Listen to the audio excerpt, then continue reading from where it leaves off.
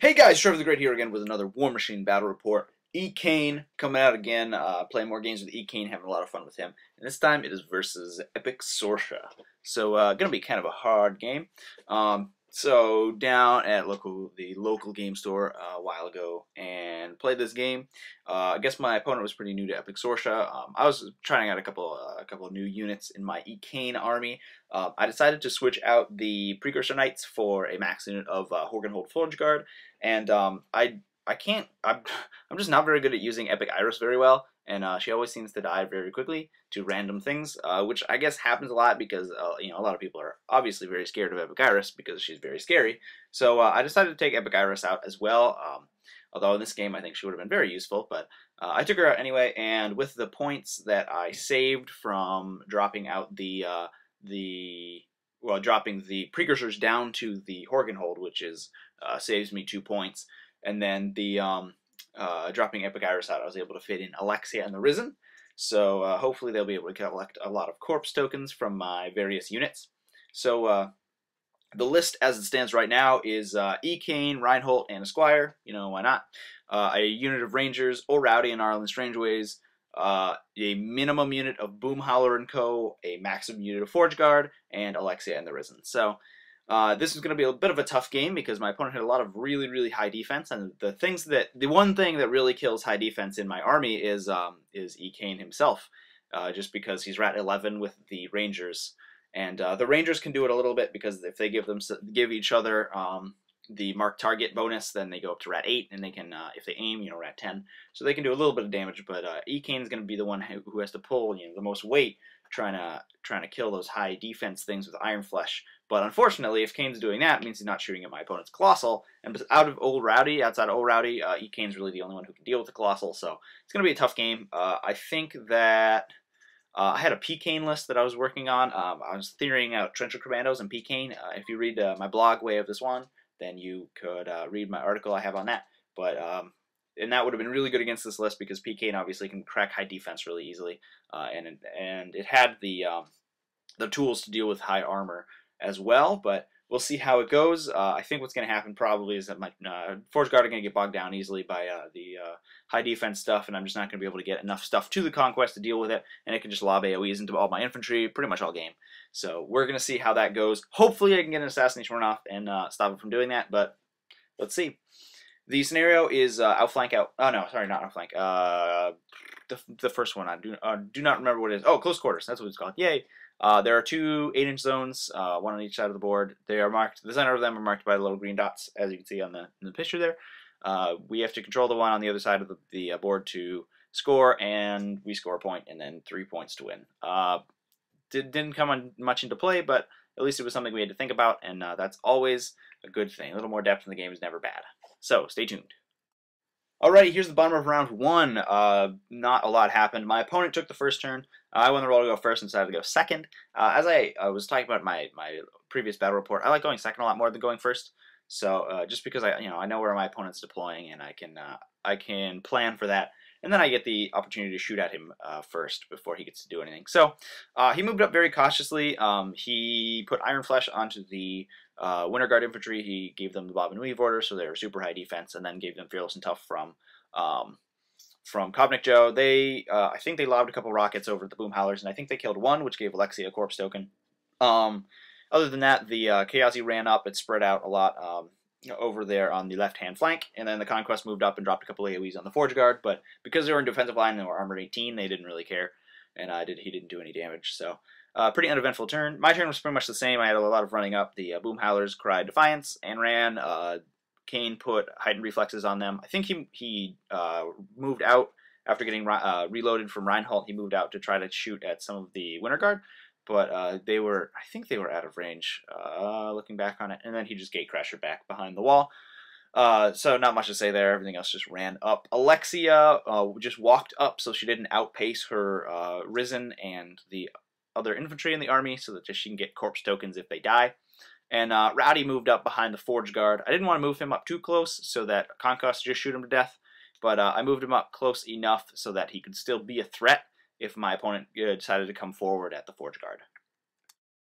Alright, bottom of turn 2, and battle is about to be joined. In my opponent's turn, obviously he upkept Iron Flesh because why wouldn't you do that? That turns out it's a good spell.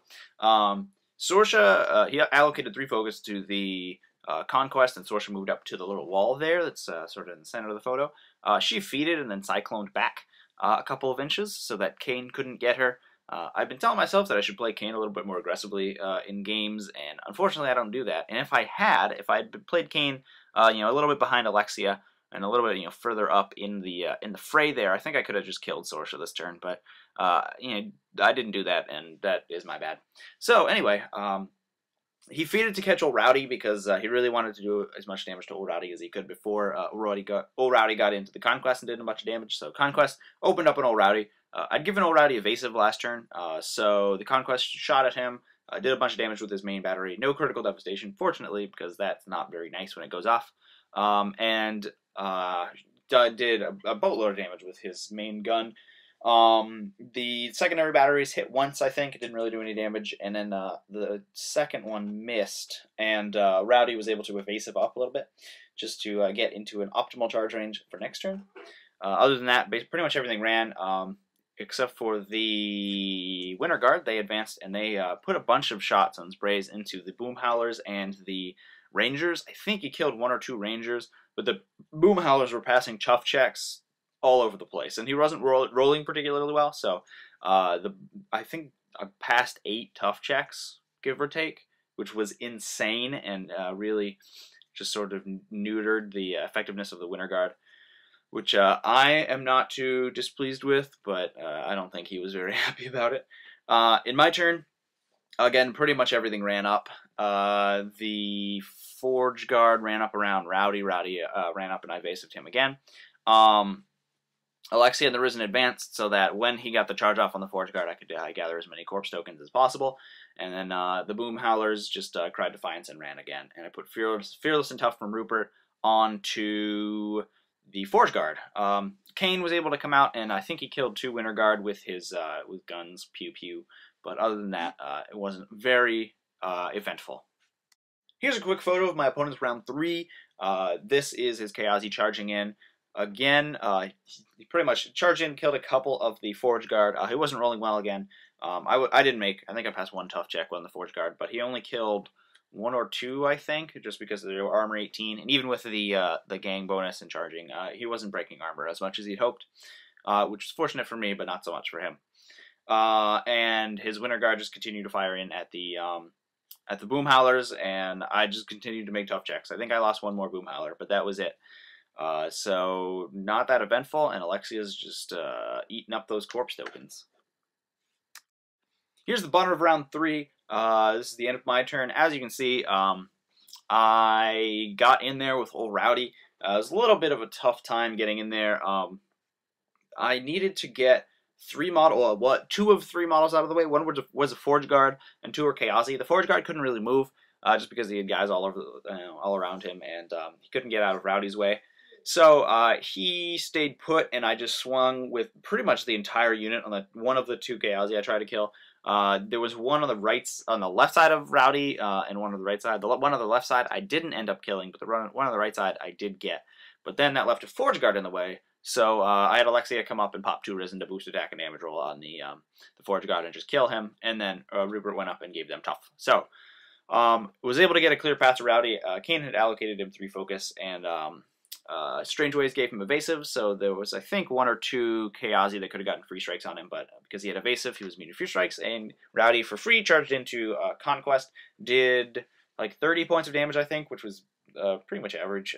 He took out almost his entire left side, or right side. He took out his right side, except for 2 boxes, so pretty good. Good showing with Rowdy. Hopefully I can finish the Conquest off with ECaine's feet in the next turn, but because Rowdy took so much damage in the previous turn, I don't think he'll survive the Conquest retaliation, but I think he did his job. Other than that, I had the Boom Howlers just run into the Winter Guards. The Rangers just continued to aim, and with the marked target bonus, we're able to take out a couple of the Winter Guard, and the Winter Guard infantry units looking pretty small now. But unfortunately, I do have a giant, massive Chaosi on my left-hand side, so I got to deal with them somehow. So let's see how it goes. Here's a quick photo of the bottom round 4. Basically, what my opponent did is just continue the little grind fest with the Winter Guard infantry. They continued to shoot a couple of the Rangers, weren't getting much luck, and tried to get some of the Boom Howlers out of the way that were in front of them. I had charged 2 Boom Howlers into Kobnik Joe, but I think they missed both attacks, which was unfortunate, but what can you do? He also triggered Kill Shot on the, or Kill Stroke, or the Mini Feat, whatever it's called, on the Kayazi Assassins. They charged in over the Forge Guard and the Risen, and they charged, they got a couple into some of the Risen. They charged Arlen Strangeways and a couple other models. I don't remember off the top of my head. I think they got most of the Forge Guard and some of the Risen as well. So they killed Arlen Strangeways. They killed a lot of the Risen, and they killed most of the Forge Guard. I think almost all. I think I had 1 or 2 left at this point. But unfortunately, that gave Alexia a ridiculous amount of little tokens. In the Conquest, also activated and swung at Rowdy. Obviously, Rowdy was so much damage that Conquest killed him in 2 hits, and because he didn't need to roll a hit, because Rowdy was stationary, because the Conquest is bonded to Sorscha, he did that pretty much without spending any focus, I think. So that was too bad. Poor Rowdy, but I think he deserved it. He was kind of a pain in that Conquest, but... So, in my turn, I decided I needed to kill the Conquest, and I did have Kaine's feat, so Kaine walked up and feated to shoot at the Conquest, and he missed it by 6 boxes on his feat. Unfortunately, that was because my last damage roll was 2 damage, and I was rolling a straight dice, so 2 damage is double 1s to the 1 location. So I rolled 3 1s for damage on the last shot, which was very much unfortunate, and I think I could have killed it if I rolled a little better, but that's how it goes. Alexia made a ridiculous number of Risen, made 9, I think. So I popped them up behind a bunch of the Kayazi, and they tried to kill them. Unfortunately, I missed every single one of my attacks, so that was too bad. They were combined melee attacking, 3 guys combined melee attacking into the rear arc of the Kayazi, needed a 7 to hit, and I missed 4. Wah, wah. And then Rupert Carvolo moved up to give Fearless and Tough to the Risen. I had 1 Force Guard left who didn't do anything. And then just tried to basically damage control so that the Conquest couldn't just shoot Kaine to death, because he was sitting on no focus, and I didn't have enough focus to Gatecrasher because I thought it could kill the Conquest. So I ran some Rangers around and Boom Howler and Rupert so that the Conquest couldn't draw line of sight to Kaine. I think I was far enough away so that if he shot at Boom Howler, he wouldn't hit Kaine with the blast damage, but I wasn't sure. Fortunately, that's not the decision he made. He didn't decide to do that anyway, but... really wish I was able to take out the Conquest, but that's how it goes. This is the last turn of the game. Bit of a blurry picture, I'm sorry. It was kind of exciting for me, but in my opponent's turn, what he had done was allocated 1 focus to the Conquest. He dropped Iron Flesh off the Winter Guard because there were like 2 left, I think. And then he moved up with Sorscha, and he moved up to cast Iron Flesh on the Kayazi. Spent 2 to do that, and then put 1 on the Conquest. So he was sitting on 3 focus, I think. So he was armor 18, I believe, at the time. That sounds right.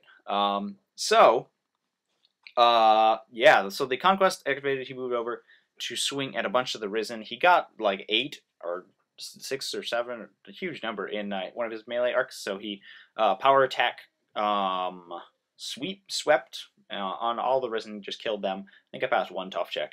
And then he activated the Kayazi and just continued to mop up whatever was in there. He missed a bunch of attacks. He made a bunch of them Risen, killed most of them. He charged 2 Kayazi into Alexia, and she transferred to a bunch of Risen and killed all but 1 with the transfer, and because he rolled a lot of damage. And then she was able to pass a tough check on the second one. Both of them hit, which was surprising, but they do have gangs, so they are high mat.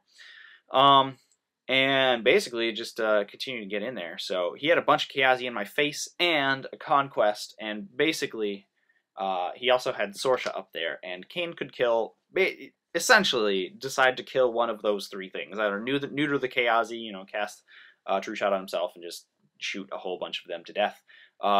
Boost in a couple POW 12s onto the Conquest and try to kill him, or try to kill Sorscha. Now, the beauty of eCaine's Assassination runs is that if he, he can try it. If the odds don't seem very good to him, he can just shoot a couple of times, He can with the reload from Reinhold, he can boost his 3 initial attacks either to hit or damage. And then if that doesn't work out, if he hasn't done enough damage at that point, he can just Gate Crasher and get out of there. I think that had I needed to, I could have got used Gate Crasher to get out behind the wall that was just behind him, without much trouble. And then basically the Chaosi would have mopped up the rest of my my army. But I think that Kane basically just could have killed them and then killed Conquest, and hopefully eventually attritioned out so that he could get Sorscha. So I wasn't feeling too bad about it, but I decided to go against Sorscha just to try to end the game now, because that isn't the best course of action, just to try to attrition out with Kane. So what I did was basically moved up, got reloaded from Reinhold, moved up a Ranger, so he was in 5 inches, and shot at Sorscha. And my first damage roll, I needed 5s to hit because Kane was sitting on Rat 11 with a Ranger bonus. Kane's first damage roll was 664, which at dice -6 is 10 points of damage. So that right there basically signaled to me that I could probably do her, or just kill her straight up. And so with my second attack, I think didn't do any damage. My third attack did a couple points, and then I bought a 4th attack and boosted damage and ended up killing her. So that is the end of the game. Good game to my opponent. It was, I think, improbable that Kane would have killed Sorscha with the Assassination run, but like I said, if I didn't spike damage on that first one, I could have just Gate Crashered out and just kept going, which I think makes Kane a very powerful Assassination character, because obviously he doesn't really get caught out if his Assassination run fails, which is super sweet. There were a couple things, though, that I thought my opponent was gonna do that would make him a lot harder to kill. First of all, I thought he was going to go behind either the wall or the wreck marker that were in front of him that Ratty left. I don't know. I don't think he was behind Conquest last turn, so I don't think he had the movement to actually get up within 1 inch of the cover, either of those covering things, to get the cover. But I don't think he needed to get as close as he did to the Chaosi to cast Iron Flesh on them. So I don't know if I'd make the same decision that he did in his position, but that's how it goes. I thought that, yeah, he was either going to get up there and get behind the cover or cast Iron Flesh on himself. Obviously couldn't do that in the Chaosi, so he was up there to do it on the Chaosi, and I don't think he expected Kane to kill him. But that is what Kane does. So it was a little lucky on my part that I was able to get enough damage off on Sorscha to take her out, but I think that is the risk if you put Sorscha too close to a ranged assassin like Kane. Anyway, good game to my opponent. Hope you guys enjoyed this battle report. Again, check out my website, trevypaintedtable.com, or my new website, wayoftheswan.com. That is a new Cygnar blog that I have writing all about Cygnar stuff. Probably going to post these battle reports up there as well. So stay tuned for a couple more battle reports. I'm going to try to, I theoried out, as I said before, Trencher Commandos and eCaine, and I want to play a couple games with that, so stay tuned for some battle reports. I'm going to try to get those out as soon as possible, as soon as I play games, I guess. So stay tuned. See y'all later.